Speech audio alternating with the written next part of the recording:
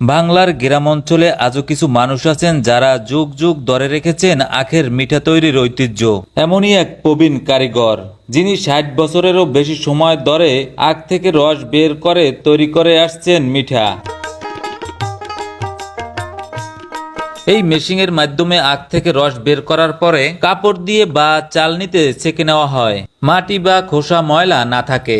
এরপরে সেই রস বড় কড়াইতে ডালা হয়। রসের কড়াইয়ের নিচে শুকনো খড় বা আখের ছোবড়া দিয়ে আগুন জ্বালানো হয়। যখন রস ঘন আঠালো অবস্থায় পৌঁছে যায় তখন তা কড়াই থেকে নামিয়ে বিশেষ ছাঁচে ঢেলে ঠান্ডা করা হয় এবং দ্রুত ঠান্ডা করার জন্য বড় কাঠের খুন্তি দিয়ে দীর্ঘ সময় লাড়তে হয়।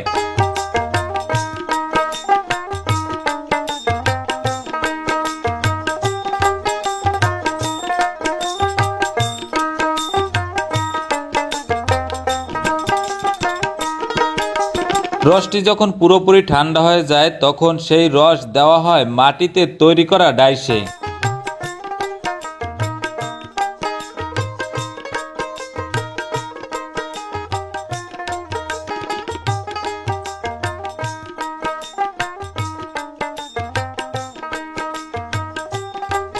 মাটিতে দেওয়ার পরে 10 থেকে 15 মিনিটের ভিতরে শুকিয়ে শক্ত হয়ে যায়।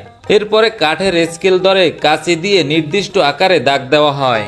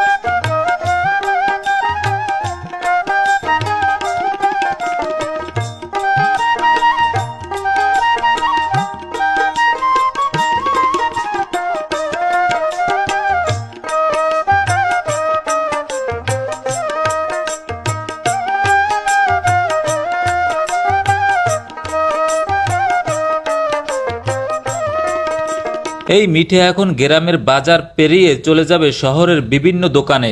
৬০ বছরেরও বেশি সময় ধরে এই কারিগর এই পদ্ধতিতে মিঠা তৈরি করে আসছেন। আধুনিক যুগেও তিনি তার পূর্বপুরুষদের ঐতিহ্য ধরে রেখেছেন। তার তৈরি মিঠার ঘ্রাণ ও স্বাদ আজও মানুষকে টেনে আনে গ্রামীণ জীবনের আসল স্বাদে।